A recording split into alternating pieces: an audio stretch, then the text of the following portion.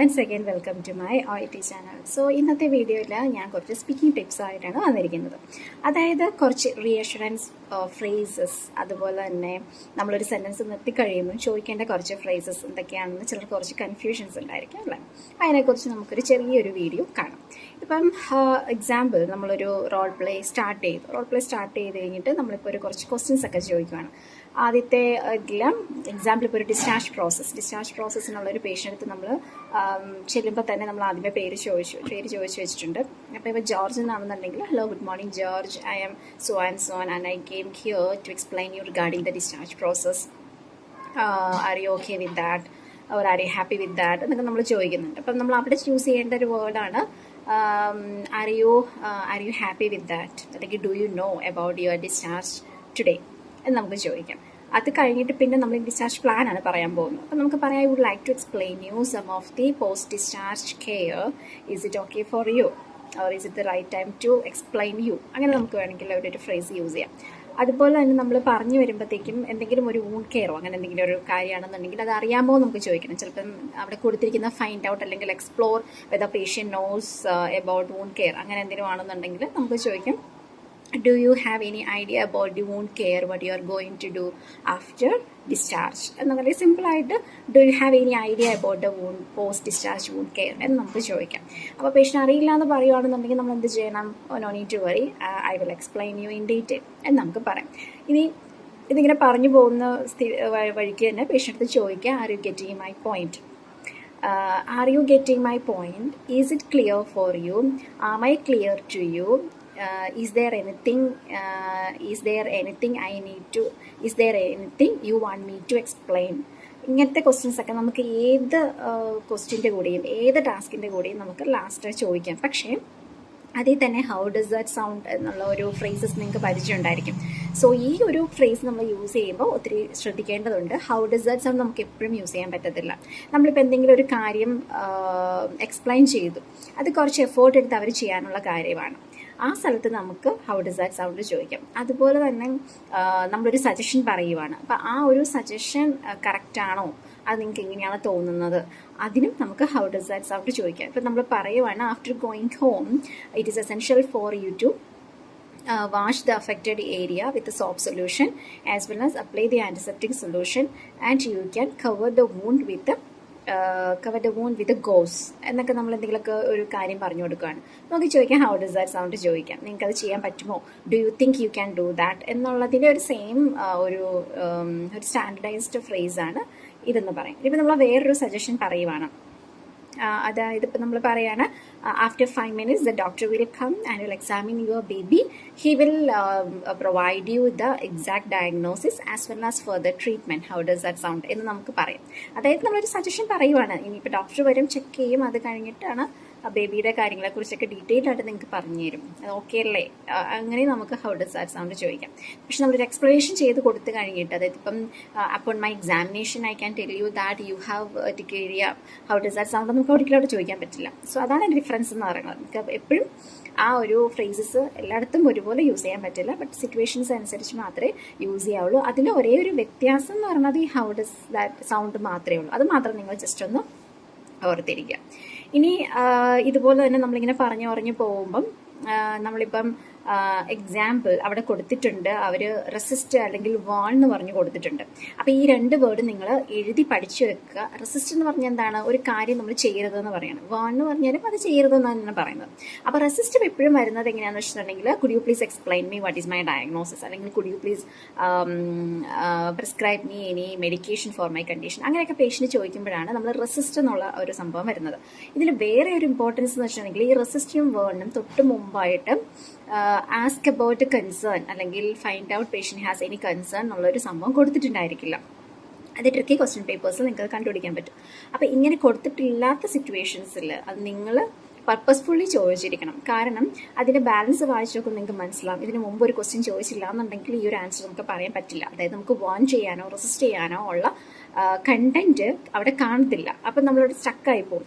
വെറുതെ ഒരു റിലവൻസ് ഇല്ലാതെ നമ്മൾ എന്തോ ഒരു കാര്യം ചെയ്യരുത് എന്ന് പറയുന്ന പോലെ ഇരിക്കും. അത് എക്സാമ്പിൾ, ഇപ്പം ഇപ്പോൾ ഒരു ഹാൻഡ് ഇഞ്ചുറി ഉണ്ടായ ഒരാൾ സ്റ്റിച്ച് ഇട്ടിട്ടുണ്ട്, അതിനുള്ള വൂണ്ട് ഡ്രസ്സിങ് ചെയ്തിട്ടുണ്ട്.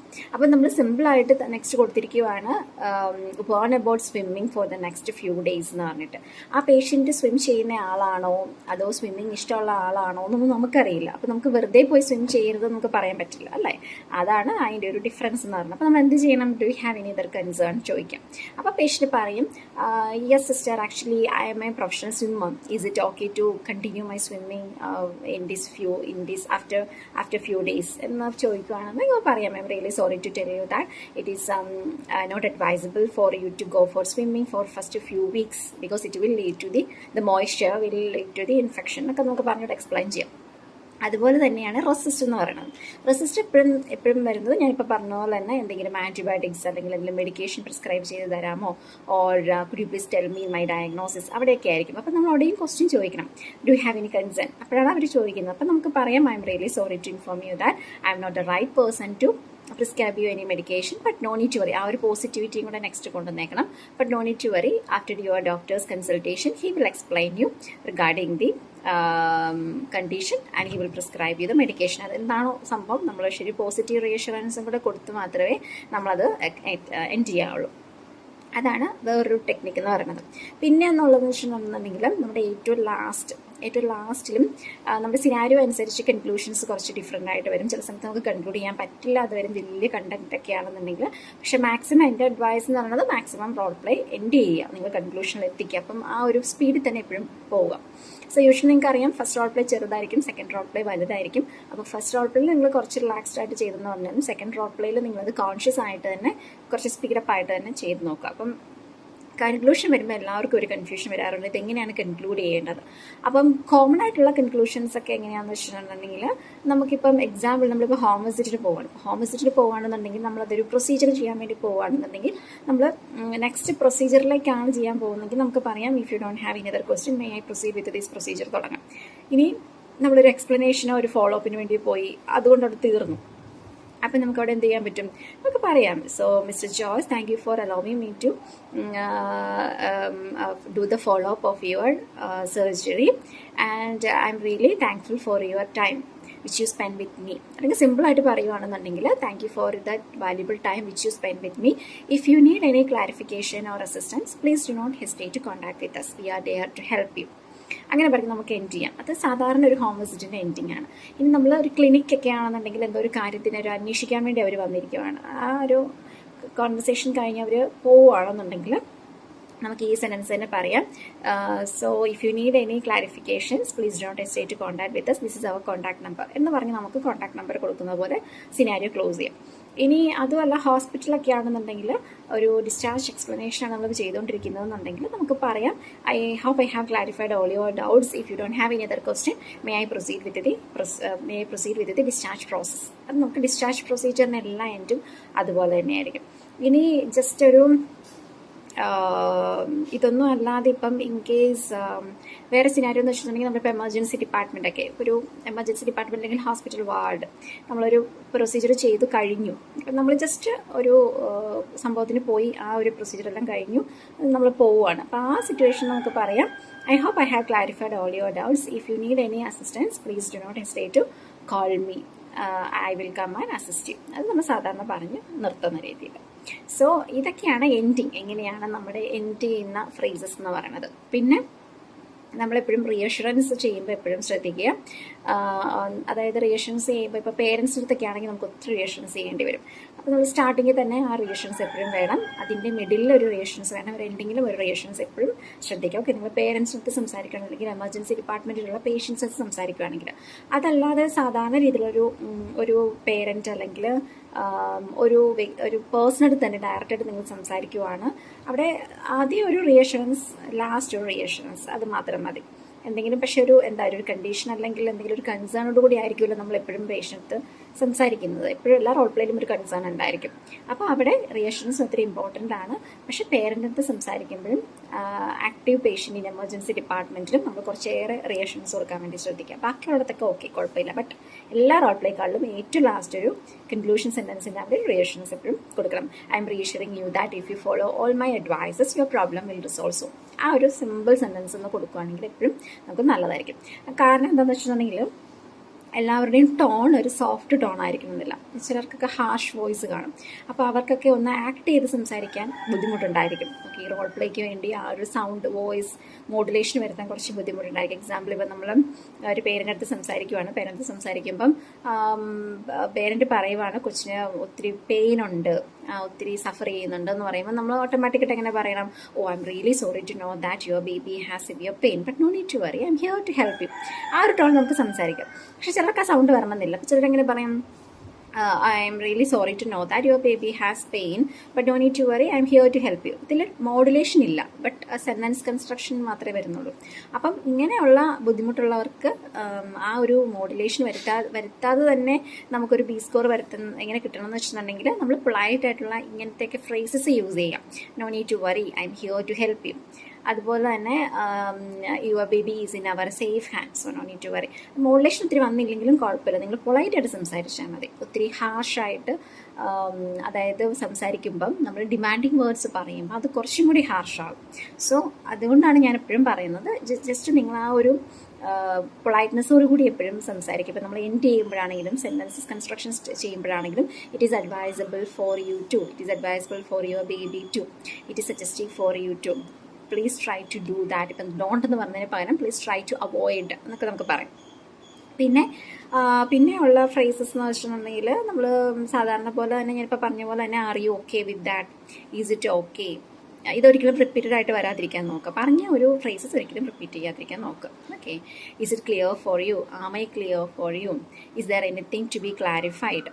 ഓക്കെ, ആൻഡ് പിന്നെ നമുക്ക് വേറെ പറയാൻ പറ്റുന്നത് do you want me to repeat anything, നമുക്ക് ലാസ്റ്റ് ചോദിക്കാം. ഏറ്റവും ലാസ്റ്റ് നമുക്ക് ഫസ്റ്റ് റോൾ പ്ലേക്ക് ആണെങ്കിൽ കുറച്ചും കൂടി ടൈം ഉണ്ടെന്ന് തോന്നുവാണെങ്കിൽ നമുക്ക് ഏറ്റവും ലാസ്റ്റ് ചോദിക്കാം. Do you want me to repeat any more terms അല്ലെങ്കിൽ എനി മോർ എക്സ്പ്ലനേഷൻസ് നമുക്ക് ചോദിക്കാം. ഏറ്റവും ലാസ്റ്റ് എപ്പോഴും ചോദിച്ചിരിക്കണം do you have any more concern. അത് എല്ലാ റോൾ പ്ലേയിലും ഏറ്റവും ലാസ്റ്റ് നമ്മൾ കമ്പൽസറി ചോദിച്ചിരിക്കേണ്ട കാര്യമാണ് do you have any more clarifications or do you have any more doubts. Okay, എന്നാലേ നമ്മൾ എന്തെങ്കിലും വിട്ടുപോയിട്ടിരിക്കുകയാണെന്നുണ്ടെങ്കിൽ ചില ഇൻ്റർലോക്യൂട്ടേഴ്സ് നമുക്ക് ഹെൽപ്പ് ചെയ്യും. സോ നമ്മൾ അങ്ങനെ ചോദിച്ചു കഴിഞ്ഞാൽ അവരത് ചോദിക്കത്തുള്ളൂ, അല്ലെങ്കിൽ നമുക്ക് ഒരു ചാൻസ് കൊടുത്താലല്ലേ അവർ ചോദിക്കത്തുള്ളൂ. അപ്പം നമുക്ക് അതിൻ്റെ ആൻസറായിട്ട് പറയാം ഐ ഹോപ്പ്. അപ്പോൾ ഇല്ലയെന്ന് പറയണം, അവർ പറയണം I don't have any other concern എന്ന് പറയുകയാണെങ്കിൽ നമുക്ക് പറയാം I hope I have clarified all your doubts. If you need any assistance or if you need any clarification, please do not hesitate to contact with me. ആ രീതിയിൽ നമ്മൾ ലെറ്ററിൻ്റെ last എഴുതുമല്ലോ, if you have any queries please do not hesitate to contact with me. ആ same phrase തന്നെയാണ് നമ്മൾ ഇവിടെ role പ്ലേയിലും നമ്മൾ യൂസ് ചെയ്യുന്നത്. അത് നമുക്ക് കുറച്ചുകൂടി ഹെൽപ്ഫുൾ ആയിരിക്കും. അതുപോലെ തന്നെ റെക്കമെൻഡേഷൻ പാരഗ്രാഫിൽ നമ്മൾ യൂസ് ചെയ്യുന്ന പ്ലീസ്, അതുപോലെ തന്നെ it is essential for you to, it is vital for you to, it is suggestive for you to, it is advisable for you to, ഇതൊക്കെ നമ്മൾ റെക്കമെൻഡേഷൻ പാരഗ്രാഫിൽ യൂസ് ചെയ്യാറുണ്ട് ലെറ്ററിൽ. ആ സെയിം ഫ്രേസസ് ആണ് നമ്മളിവിടെ കുറച്ച് പൊളൈറ്റ്നെസ് വരുത്താൻ വേണ്ടി യൂസ് ചെയ്യുന്നത്. അതൊക്കെ വെച്ച് നിങ്ങൾ എക്സ്പ്ലെയിൻ ചെയ്യും, മാനേജ്മെൻറ്റ് എക്സ്പ്ലെയിൻ ചെയ്യുകയാണെന്നുണ്ടെങ്കിൽ നിങ്ങൾക്ക് ആ മാക്സിമം ഡിമാൻഡിങ് വേർഡ്സ് എല്ലാം തന്നെ അവോയ്ഡ് ചെയ്യാം. You need to, you have to, you should, you must, ഇതെല്ലാം ഡിമാൻഡിങ് വേർഡ്സ് ആണ്. ഇതൊരിക്കലും നിങ്ങൾ യൂസ് ചെയ്യരുത്. ഇത് യൂസ് ചെയ്തിട്ടുണ്ടെന്നുണ്ടെങ്കിൽ നമ്മൾ പറയുന്നത് ഡിമാൻഡിങ് ആയി പോകും. സോ നമുക്ക് ആ ബി സ്കോർ കിട്ടാനുള്ള ചാൻസസ് ഒക്കെ ഒത്തിരി കുറവ് വരും. പ്രത്യേകിച്ച് നിങ്ങൾക്ക് മോഡുലേഷൻ ചെയ്യാൻ പറ്റില്ല എന്നുണ്ടെങ്കിൽ മാക്സിമം എന്നല്ല, കമ്പൽസറി ഇതെല്ലാം അവോയ്ഡ് ചെയ്യുക. അതിന് പകരം ഇങ്ങനത്തെ ഫ്രേസസ് ഒക്കെ യൂസ് ചെയ്യാം. ഓക്കെ, നമ്മൾ എക്സാമ്പിൾ ഇപ്പോൾ പറയുകയാണെങ്കിൽ it is advisable for you to dress your wound twice daily. Okay, it is suggestive for you to avoid heavy lifting. Please try to avoid driving for the next 2 months. So ഇതൊക്കെ പറയുമ്പം ആ ഒരു ചെയ്യണം എന്നുള്ള ഇതും വരുന്നുണ്ട്, പക്ഷേ ഇതൊരു ഡിമാൻഡിങ് ആയിട്ട് തോന്നത്തുമില്ല. അതുപോലെ തന്നെ വേറൊരു സംഭവമാണ് നമ്മൾ കോംപ്ലിക്കേഷൻസ് പറയുമ്പോൾ യൂസ് ചെയ്യുന്ന ഫ്രേസസ്. കോംപ്ലിക്കേഷൻ പറയുമ്പോൾ ഒരിക്കലും നമ്മൾ ഇന്നത് സംഭവിക്കും എന്നൊരിക്കലും നമുക്ക് പറയാൻ പാടില്ല. നമ്മളെങ്ങനെ പറയണം? I M really sorry to inform you that if you didn't follow this instruction there is a chance to get this many complications, but no need to worry, if you follow this measures you can prevent all complications. ആ ഒരു രീതിയിൽ indirect വേയിൽ നമുക്ക് പറയാവുള്ളൂ. Okay, അതായത് ഇപ്പോൾ നമ്മൾ example പറയുകയാണെന്നുണ്ടെങ്കിൽ ഇപ്പോൾ ഒരു വാക്സിൻ്റെ കാര്യം നമ്മൾ പറയുകയാണെങ്കിൽ നമുക്ക് ഇങ്ങനെ പറയാം I M really sorry to inform you that in this situation if you didn't receive the flu vaccination there is a chance to get cardiac issues, even worsened cardiac issues, because it will, if you affect with the flu, the virus will cause the damage of the എന്താണ് damage of the lung tissues, or it will reduce the blood supply to the heart, and there is a cardiac damage, even heart attack also can happen. So അങ്ങനത്തെ കുറച്ച് complications ഒക്കെ പറയുമ്പോഴും നമ്മൾ ഈ ഒരു phrases use ചെയ്യാം. I M really sorry to inform you that. Okay, അപ്പോൾ അതൊരു നെഗറ്റീവാണ്. ആ നെഗറ്റീവ് പറഞ്ഞ് കഴിഞ്ഞ ഉടനെ തന്നെ നിങ്ങളൊരു പോസിറ്റിവിറ്റി കൂടെ പറഞ്ഞേക്കണം. But no need to worry. If you take this vaccination at correct time, you can avoid all this complication. അവിടെ നമുക്ക് ചോദിക്കാം, are you get my point, or how does that sound നമുക്ക് ചോദിക്കാം. കാരണം നമ്മളൊരു സജഷനാണ് പറയുന്നത്. ഓക്കെ, സോ ഇങ്ങനത്തെയൊക്കെ connectives ഒക്കെ നിങ്ങൾ എഴുതി വെച്ച് പഠിക്കുക. കുറച്ചൊക്കെ എഴുതി വെച്ചിട്ട് നിങ്ങൾ സ്പീക്കിംഗ് ചെയ്യുമ്പം, ഒരു 10 സ്പീക്കിംഗ് ചെയ്യുമ്പം നിങ്ങൾ കയ്യിൽ പേപ്പർ വെച്ചിട്ട് ചെയ്യാം. അത് കഴിഞ്ഞിട്ട് പിന്നെ ക്ലാസ്സിൽ നിങ്ങൾക്ക് അത് ഓൾറെഡി യൂസ്ഡ് ആവുമല്ലോ. അപ്പോൾ പിന്നെ നമുക്ക് പേപ്പറൊന്നും വേണ്ട, നമ്മുടെ മൈൻഡിൽ ഓൾറെഡി വരും. പക്ഷേ അത് ഏത് സ്ഥലത്താണ് യൂസ് ചെയ്യേണ്ടതെന്നുള്ളത് ശ്രദ്ധിച്ചിട്ട് യൂസ് ചെയ്യാവുള്ളൂ. പിന്നെ വേറൊരു ഞാനൊരു ഹെൽപ്ഫുൾ ആയിട്ടുള്ളൊരു ഐഡിയ പറഞ്ഞുതരാം. നിങ്ങൾ പ്രാക്ടീസ് ചെയ്യുമ്പോൾ തന്നെ മാക്സിമം പേപ്പർ പ്രിൻ്റ് ഔട്ട് എടുത്തിട്ട് ചെയ്യുക. ഇല്ലാന്നുണ്ടെങ്കിൽ നിങ്ങൾക്ക് പ്രിൻ്റ് ഔട്ട് എടുക്കാനുള്ള ചോയ്സ് ഇല്ല എന്നുണ്ടെങ്കിൽ അറ്റ്ലീസ്റ്റ് ആ ടാസ്ക് നിങ്ങളൊരു പേപ്പറിൽ എഴുതി വെക്കുക. എഴുതി വെച്ചിട്ട് ആ പേപ്പർ വെച്ചിട്ട് അതിൽ പ്രിപ്പയർ ചെയ്യുക. അതിൽ അണ്ടർലൈൻ ചെയ്യുക, അതിൻ്റെ സൈഡിലൊക്കെ എഴുതിയിടുക, പേര് എഴുതിയിടുക, പേര് ചോദിക്കുമ്പോൾ പേര് എഴുതിയിടുക. പിന്നെ ഈ ഫ്രേസസ് ഒക്കെ നിങ്ങൾക്ക് 3 മിനിറ്റ് പ്രിപ്പറേഷൻ ടൈമിൽ ഈ പേപ്പറിൽ സൈഡിൽ എഴുതിയിടാം. അപ്പോൾ നിങ്ങൾക്ക് കൺഫ്യൂഷൻ വരത്തില്ല. അതായത് ഈ ഹൗ ഡസ് ദാറ്റ് സൗണ്ട് എവിടെയാണ് യൂസ് ചെയ്യേണ്ടതെന്നുള്ളത് നിങ്ങൾ വായിച്ചു വരുമ്പം നിങ്ങൾക്കത് മനസ്സിലാവുമല്ലോ. അപ്പോൾ 3 മിനിറ്റ് പ്രിപ്പറേഷൻ ടൈമിൽ തന്നെ ആ കറക്റ്റ് ടാസ്കിൻ്റെ ഇപ്പുറത്തെ സൈഡ് ഒന്ന് എഴുതിയിടുവാണെന്നുണ്ടെങ്കിൽ നിങ്ങൾക്കത് കറക്റ്റായിട്ട് യൂസ് ചെയ്യാൻ പറ്റും. അതുപോലെ തന്നെ കൺക്ലൂഷനും മേ ആയി പ്രൊസീഡ് വിത്ത് പ്രൊസീജിയർ എപ്പോഴും നമ്മൾ മറന്നു പോകും. അത് നമുക്കൊന്ന് എഴുതിയിടാം. അതുപോലെ തന്നെയാണ് നോൺ കേസിൽ നമ്മൾ ഇൻട്രൊഡക്ഷൻ ചെയ്യത്തില്ല. നിങ്ങൾക്ക് അറിയാലോ, ഹാവ് ജസ്റ്റ് എക്സാമിൻ എന്നൊക്കെ പറഞ്ഞു കൊടുത്തിട്ടുണ്ടെങ്കിൽ നമ്മൾ സെൽഫ് ഇൻട്രൊഡ്യൂസ് ചെയ്യത്തില്ല. അവിടെയും 3 മിനിറ്റ് പ്രിപ്പറേഷൻ ടൈമിൽ നിങ്ങൾ ഓർത്തിരിക്കും. പക്ഷേ സ്റ്റാർട്ട് ചെയ്യാൻ പറഞ്ഞു കഴിഞ്ഞാൽ നമ്മൾ ആൾക്കാട് ബ്ലാങ്ക് ആയി പോകും. സെൽഫ് ഇൻട്രൊഡക്ഷനിൽ സ്റ്റാർട്ട് ചെയ്യും. അപ്പോൾ നമുക്ക് എന്ത് ചെയ്യാൻ പറ്റും? 3 മിനിറ്റ് പ്രിപ്പറേഷൻ ടൈമിൽ തന്നെ ആദ്യമേ അവിടെ എഴുതിയിട്ടേക്കുക, well mister Johnson, thank you for allowing. അത്രയും മതി. ബാക്കി നിങ്ങൾക്ക് ഓർമ്മ വരുമല്ലോ, അത് എഴുതിയിടാം. അതുപോലെ തന്നെ ഈ ഫ്രേസസ് റിപ്പീറ്റഡ് ആയിട്ട് വരാതിരിക്കാൻ വേണ്ടിയും ഇതുപോലെ 3 മിനിറ്റ് പ്രിപ്പറേഷൻ ടൈമിൽ തന്നെ സൈഡിലൊന്ന് എഴുതി ഒരു 3-4 R you getting my point, is it clear for U, do you want me to repeat, do you have any more concern, do you have any concern, do you have any more concern. അങ്ങനെ ഒരു 4-5 ഒന്ന് സൈഡിലൊന്ന് ചെറുതായിട്ട് എഴുതിയിടാൻ പറ്റുമെന്നുണ്ടെങ്കിൽ, സമയമുണ്ടെങ്കിൽ അത് കുറച്ച് നിങ്ങൾക്ക് helpful ആയിരിക്കും. Repeated ആയിട്ട് വരത്തില്ല. നമ്മൾ പറയുമ്പോൾ നമ്മൾ കോൺഷ്യസ് ആവില്ല, നമ്മൾ റിപ്പീറ്റഡ് ആയിട്ട് പറഞ്ഞു. പക്ഷേ ഇത് ഇവാലുവേറ്റ് ചെയ്യുന്നവർക്ക് കറക്റ്റായിട്ട് അറിയാൻ പറ്റും എത്ര പ്രാവശ്യം നമ്മൾ യൂസ് ചെയ്തിട്ടുണ്ടെന്ന്. സോ ഓഫ് കോഴ്സ് നമ്മുടെ വായിലെപ്പോഴും do you have any concern, അതുപോലെ തന്നെ ഈസ് ക്ലിയർ ഫോർ യു, അമ്മ ക്ലിയർ. ഇത് 2, 3, 4 മാത്രമേ വരത്തുള്ളൂ. വേറെ ഒന്നും നമ്മുടെ വായിൽ പെട്ടെന്ന് വരില്ല. അപ്പോൾ അതുകൊണ്ട് ഇതൊക്കെ ഒന്ന് ജസ്റ്റ് ഒന്ന് എഴുതിയിടുവാണെന്നുണ്ടെങ്കിൽ അത് നിങ്ങൾ എപ്പോഴും എക്സാമിന് വേണ്ടി മാത്രമേ ഇരിക്കരുത്. നിങ്ങളിപ്പോൾ പ്രാക്ടീസ് ചെയ്യുമ്പം ഇപ്പം തന്നെ അതങ്ങ് എഴുതിയിട്ട് അങ്ങനെ തന്നെ പ്രാക്ടീസ് ചെയ്യാം. Okay, so role play cards ഒക്കെ ചെയ്യുമ്പം ഒരിക്കലും മൊബൈലിൽ നോക്കി റോൾ പ്ലേ കാർഡ്സ് ഒക്കെ ചെയ്യാതിരിക്കാൻ നോക്കുക. പ്രിൻ്റ് ഔട്ട് എടുക്കാൻ ബുദ്ധിമുട്ടുണ്ടെന്നുണ്ടെങ്കിൽ, കാരണം ചിലയിടത്തൊക്കെ നമുക്ക് എടുക്കാനുള്ള ഫെസിലിറ്റീസ് ഒക്കെ കുറവാണെന്നുണ്ടെങ്കിൽ ഇതുപോലെ നിങ്ങൾക്ക് ടൈം ഉള്ളപ്പം എഴുതി വയ്ക്കുക. മീൻസ് ജസ്റ്റ് കാർഡ്സ് ആകപ്പാടെ ഒരു എത്ര ലൈൻസ് കാണും, ഒരു 10-15 ലൈൻസ് അല്ലേ ഉള്ളൂ. അതൊന്ന് എഴുതി വെച്ചിട്ട് അത് മാക്സിമം യൂട്ടിലൈസ് ചെയ്യാം. 3 മിനിറ്റ് സെറ്റ് ചെയ്യുക, അണ്ടർലൈൻ ചെയ്യുക, സൈഡിലൊക്കെ എഴുതി വെക്കുക. പിന്നെ റോൾ പ്ലേ ചെയ്യുന്ന സമയത്ത് സൈഡിൽ ടിക്കിട്ട് പോവുക. ഓക്കെ, അതൊരു നല്ലൊരു ടിപ്സാണ്. അതായത് നിങ്ങൾ ചെയ്ത് പോകുമ്പം കഴിഞ്ഞു പോയ ടാസ്ക് സൈഡിൽ ടിക്കിടുക, സബ് ടാസ്ക് സൈഡിൽ ടിക്കറ്റ് പോകുക. കാരണം ചില ഇൻട്രലോക്യൂട്ടേഴ്സ് ക്രമം തെറ്റി ചോദിക്കും. അപ്പോൾ നമ്മൾ ആൾക്കാട് ബ്ലാങ്ക് ആയി പോകും.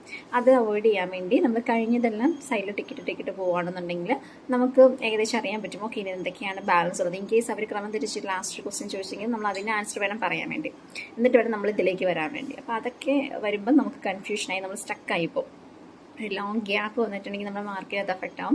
സോ അതൊക്കെ നമുക്ക് ചെയ്യുകയാണെങ്കിൽ നല്ലതായിരിക്കും. സോ ഇങ്ങനത്തെ കുറച്ച് ഫ്രേസസ് എപ്പോഴും എഴുതി വെച്ച് പഠിക്കുക. ഓക്കെ, അതൊരു കാർഡ്ബോർഡിൽ എഴുതി വെക്കുക. കോമൺ ആയിട്ട് നമ്മൾ യൂസ് ചെയ്യുന്ന ഫ്രേസസ് ഒക്കെ, അത് ഇൻട്രഡക്ഷനിലായിക്കൊള്ളട്ടെ, ഒരു സെൻറ്റൻസിൻ്റെ സ്റ്റാർട്ടിങ്ങിലായിക്കൊള്ളട്ടെ, കൺക്ലൂഷനിലായിക്കൊള്ളട്ടെ, ഏറ്റവും ലാസ്റ്റ് നമ്മൾ വൈൻഡ് അപ്പ് ചെയ്യുമ്പോഴാവട്ടെ, എവിടെയാണെങ്കിലും ഇപ്പം ഞാൻ ഈ പറഞ്ഞ എല്ലാ ഫ്രേസസും ഇമ്പോർട്ടൻ്റ് ആണ്. ഇതെല്ലാം ഒന്ന് ഒരു പേപ്പറിൽ, ഒരു കാർഡ്ബോർഡിൽ അങ്ങനെ എഴുതി വെക്കുകയാണെന്നുണ്ടെങ്കിൽ നമുക്കത് നമ്മൾ റോൾ പ്ലേ ചെയ്യുമ്പോൾ നമുക്കത് യൂസ് ചെയ്യാം. വൈസ്ലി അത് യൂസ് ചെയ്യുമ്പോൾ നമുക്ക് ഓട്ടോമാറ്റിക്കായിട്ട് നമുക്കത് ബൈ ഹാർട്ട് ആയിക്കോളും. അപ്പോൾ പിന്നെ നമ്മൾ എക്സാമിന് ചെയ്യുമ്പോഴും ഈ പേപ്പറിൻ്റെ ഒന്നും നമ്മൾ പിന്നീട് പ്രാക്ടീസ് ചെയ്യുമ്പോൾ ഇതിനൊന്നും ആവശ്യം വരത്തില്ല. എക്സാമിന് എങ്ങനെയാണ് നമ്മൾ ചെയ്തത് ആ പേര് നമ്മുടെ മൈൻഡത്ത് പ്രാക്ടീസ്ഡ് ആയിക്കോളും. ഓക്കെ, സോ ഈ ഫ്രേസസ് ഒക്കെ മാക്സിമം പ്രാക്ടീസ് ചെയ്യാൻ ഞാൻ പറഞ്ഞ പോലെ തന്നെ എഴുതി വെച്ചൊക്കെ പഠിക്കുക. സോ ഇത് ഹെൽപ്ഫുൾ ആയിരിക്കും. സോ ഇന്നത്തെ വീഡിയോ യൂസ്ഫുൾ ആണെന്ന് ഞാൻ വിചാരിക്കുന്നു. നിങ്ങൾക്ക് എന്തെങ്കിലും ഡൗട്ട് ഉണ്ടെന്നുണ്ടെങ്കിൽ കമൻറ്റ് ബോക്സിൽ ഇടുക. So we will see with another one informative video. Until then bye, take care.